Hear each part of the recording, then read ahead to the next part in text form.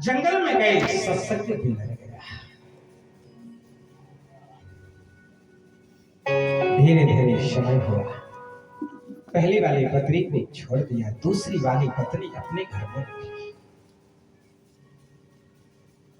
शौनक ऋषि कहते हैं एक दिन की बात कौन हो रही थी। धीरे धीरे समय हुआ, समय होने के बाद कौन करता सत्संग।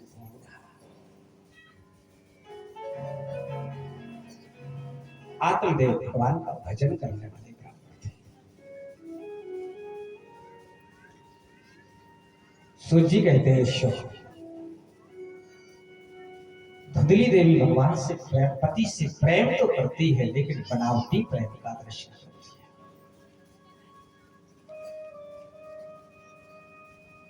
है। पनघट पर गई, लोगों ने घाट खाली कर दिया। बोले क्यों? बोले इनके यहाँ बेटा नहीं है, इसलिए इनके घर का जल नहीं पीना चाहिए, संतान नहीं है। दूसरी बोली जानती हो बहन, इनके घर में तुलसी का पौधा लगा हुआ है ना, ये वो भी सूख गया। बोले क्यों? बोले इन्हें संतान, इनके यहाँ संतान नहीं है, इसलिए घर के तुलसी का पौधा भी सूख गया।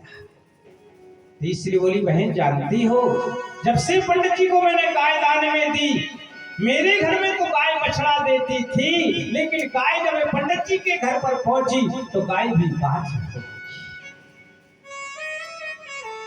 ये बात धुंधली देवी सुनती नहीं। सुनते सुनते घर आई, पति से कहा मुझे बेटा चाहिए। पति ने बहुत समझाया, क्या करोगी बेटा लेकर?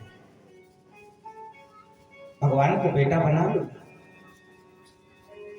धुंधली देवी ने एक बात ही, धुंधली देवी का अर्थ समझे कि धुंधली होती हो जो विनाश गति की होती हो, जिसे कुबुद्धि जिसके मन में प्रकट होती है उसी का नाम तो धुंधली देवी है।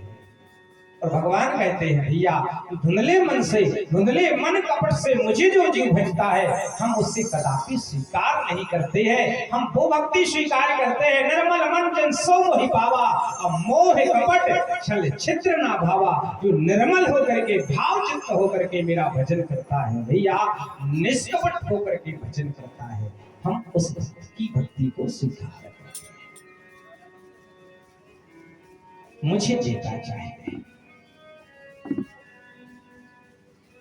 एक दिन आत्मदेव ने घर ही छोड़ दिया, बेटा की खोज के लिए निकल पड़े। और जैसे ही बाहर निकले और जैसे गंगा के तट पर बैठे, वट वृक्ष के नीचे बैठे थे, विचार कर रहे थे कोई महापुरुष का दर्शन हो।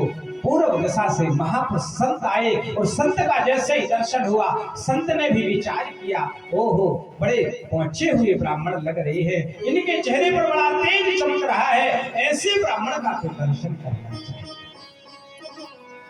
दर्शन करने के लिए महात्मा आए, संत के चरणों में आत्मदेव लेटे। आत्मदेव जैसे लेटे प्रणाम किया, क्या चाहते हो? पुत्र चाहिए। महात्मा भी हंस पड़े, क्या करोगे भैया पुत्र लेकर? आत्मदेव ने समझाना प्रारंभ, पूनाम नरकात इति पुत्रः। भगवान संत भगवान जिसके यहाँ बेटा नहीं होता है, गरुड़ पुराण के 11वें अध्याय में लिखा है पूनाम नरकात इति पुत्रः, उससे पूनाम का नरक प्राप्त होता है। मुझे बेटा चाहिए। बहुत समझाया लेकिन एक ही बात नहीं मानी। कथम रोदसी त्वं काते चलता, रोते रोते विप्र के संत के चरणों पर प्रणाम किया। संत का हृदय तो कोमल होता है। संत पिलक गए, संत ने आशीर्वाद। देखिए महापुरुष चिंता करता है, अपने लिए नहीं करता है, सब परमार्थ के लिए करता है। मानस उठाइए, मानस के बीच में श्री वशिष्ठ बाबा ने यदि चिंता करी तो क्या अपने लिए करी?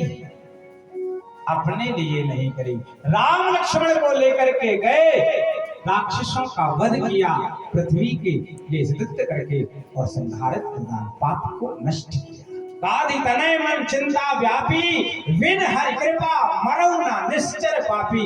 यदि संत चिंता करता है तो अपने लिए नहीं करता है भैया, इसमें संसार का परमार्थ कैसे होगा?